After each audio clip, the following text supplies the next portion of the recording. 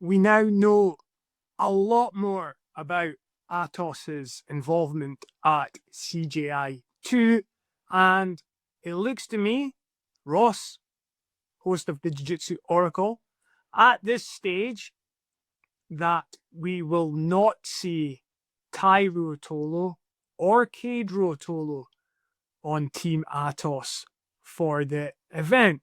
And why do I suggest that? Well, head coach of Atos, Andre Galvao, recently gave an interview on the On Borrowed Time podcast, and check out all their content building up to the CJI 2 event. But Andre said on that podcast that Cade is recovering from injury. I believe it was a knee injury.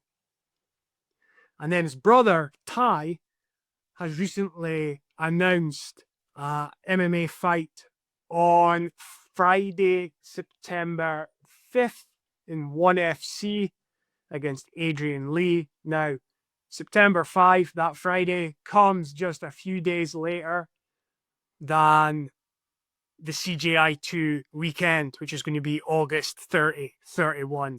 So with Tai competing in MMA and Cade seemingly recovering from a knee injury, I think that means we can rule out the Ruotolos brothers from being on Team Atos at the event. So how might Team Atos shape up? Well, there's only one guy that we know is definitely confirmed to be on that team, and he's not even a regular Atos member. Felipe Pena is going to join the team as their wild card in the event, and I think he'll be taking the over 99 slot. Now, from the way Andre was speaking, he was playing his cards pretty close to his chest, but he did mention Kynan Doherty. He said basically, we've got Kynan. So I think Kynan would highly likely be on the team. And I think ideally for them, he'd take the under 99 slot. Kynan, we recently saw at Aiga, mixed bag. He had a win over Arnaldo Maidana. He had a win over Big Dan in possibly the least interesting jiu-jitsu match that I have seen, certainly in a long, long time, since the days of some boring 40-minute draws. Not draws, but points or judges' decision victories at the ADCC. At least this one was only like 15 minutes long. But yeah, Kynan had a win over Maidana, had a win over Big Dan, also lost to Ruslan Abdullayev. Was part of the Team Kasai group that won the whole event. But yeah, Kynan, active competitor, so I'd expect him to be on the team. And from the way Andre was talking, I'd also expect Lucas Hulk Barboza to be on the team. It transpires that Hulk had an injury coming out of CJI 1. I think it was to his shoulder. He's had that fixed. We recently saw him get a win on a WNO event against Dore Aoun. So Hulk is back, and if he can make under 88, he'd be a good addition at that slot. So I think we know the heavier side of the Team Atos team. And then there's some question marks at the two lighter weights, under 77 and under 66. Andre had said that under 66 is going to be a surprise. And shout out to the person who got into our Instagram messages. I think the handle is something along the lines of Dirty Joe.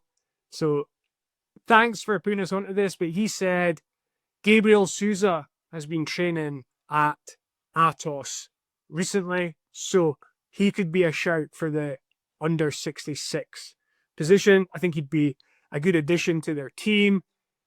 My regular co-host Callum and I weren't really sure who would take on that under 66 role for Atos, so bringing someone in like Gabriel Souza would be a good move.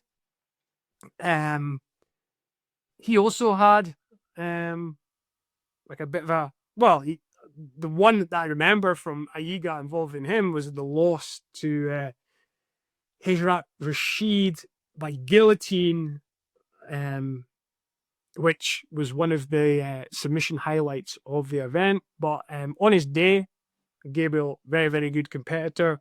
And we didn't think there was like an absolute standout within the sort of well-established grapplers at Atos to fill that under 66 slot. So I think it would be a good move if it was Gabriel. And Andre has said the name is going to be a surprise. So I think that makes sense that it could be him.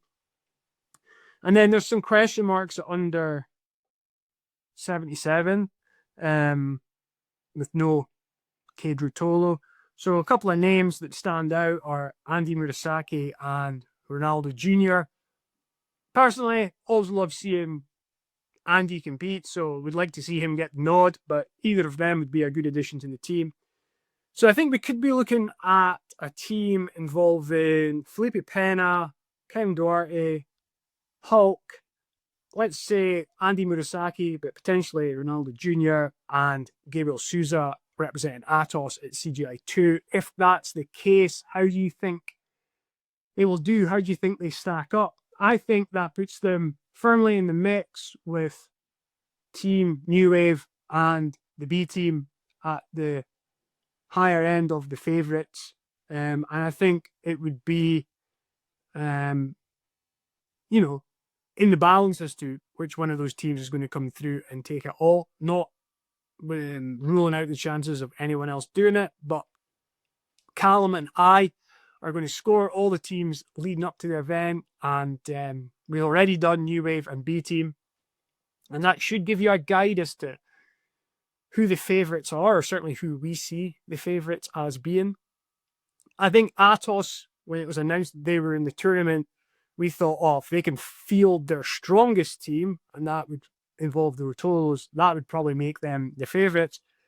But I don't think any team going into this event is going to be able to field like their absolute strongest roster based on the athletes that could be available to them.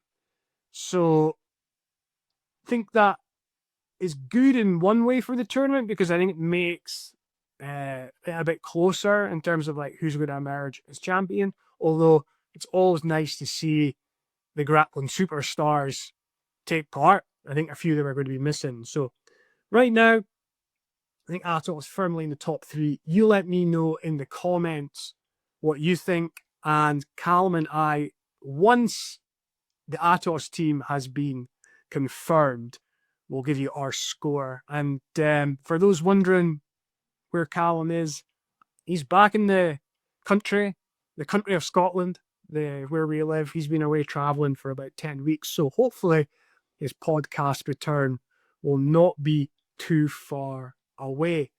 In other news involving Atos involvement in CGI 2, the 4th woman taking part in that bracket has been announced as Andre Galvao. So we now know the 4 competitors are Helena Cravar, Ana Carolina Vieira, Adele Fornerino, and Andre Galvao. I think it's a good addition to the mix. Sarah had a win in the gi at 2025 pans over Helena, so we could see a rematch there. Another rematch we could see is Ana Carolina against Helena. They met in their final at ADCC, which Ana Carolina won. So a couple of people there who Helena will be looking for revenge against, or a win back against. And yeah, Adele coming out of that event, double gold. So she's one of the absolute top grapplers in women's jiu-jitsu right now. So I think those 4 competitors make for a really, really good bracket. Be really interesting to see how they split the bracket. Will they try and do rematches in the first round, or will they keep people away from each other? You let me know how you would split the 4. But yeah, Atos coming in strong to CJI 2 with a pretty solid team. and Andre Galvao taking part in the 4-woman bracket. Just a couple of other bits of news while we're here. Earlier in the week, Craig Jones announced that after CJI 2, after his match against Gable Stevenson, he's going to be taking a break for a while. He's also seemingly leaving America, and who knows what Craig's going to be up to for the next wee while, but it does seem that his involvement in jiu-jitsu will be less or much quieter for a spell. But I have seen online Craig say that with regards to CJI 3, which people are already asking about, and I think Craig had said that that event should take place, will go back to individual grappling matches rather than a team format. But he has said the funding is in place for that event. It just comes down to a question of motivation. And I think, he's been feeling a bit of burnout with everything he's been up to. So if you're feeling burnout, absolutely take some time away and let everything settle down, and then hopefully come back with some renewed motivation. But we could see CJI 3 in 2026 and also in 2026. Suggestions online are that the ADCC finals that year, the World Championships, will be in Poland. So the finals have been in the States for the last couple of goes around. We've seen them most recently be in Vegas with quite a big production. And now it looks like they could be heading back on the road again, perhaps to Poland, and then maybe 2 years later it's suggested they're going to go to Brazil. I think if they go to Poland, people have wondered whether that would affect how the show is produced. Will it go back to mats in a basketball arena, or will we see a big production? I think it could be either, but I wouldn't rule out a big production in Poland just based on the fact that KSW run MMA there and in that part of the world, and they put on some huge, awesome shows. So it's definitely within the possibilities that we could see that scale of an event for ADCC 26. But what do you think? Is it good that ADCC's heading back out around the world, away from this base in America that they've had for the finals recently? And then, again, let me know in the comments what you think about Team Atos heading into CJI 2. And hopefully we get some more of the teams firmed up in the not too distant future, because the event's getting really close. And then what do you think about CJI 3 and the fact that it looks like the money's there to make it happen? It's just a question of whether the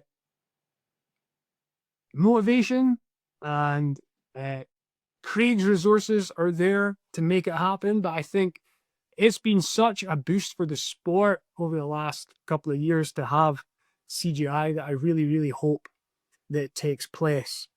So if you've got a thought on everything I just said there, get into the comments and let me know. There's a couple of big shows coming up in a not too distant future, so the Jiu Jitsu Oracle will be back to preview them, and hopefully it will be the end of Solo Pod Ross, and I'll have my regular co-host Callum back involved, giving his thoughts on the Jiu-Jitsu scene. But tune in to the next edition of the Jiu Jitsu Oracle to see whether it's just me or whether you get both of us.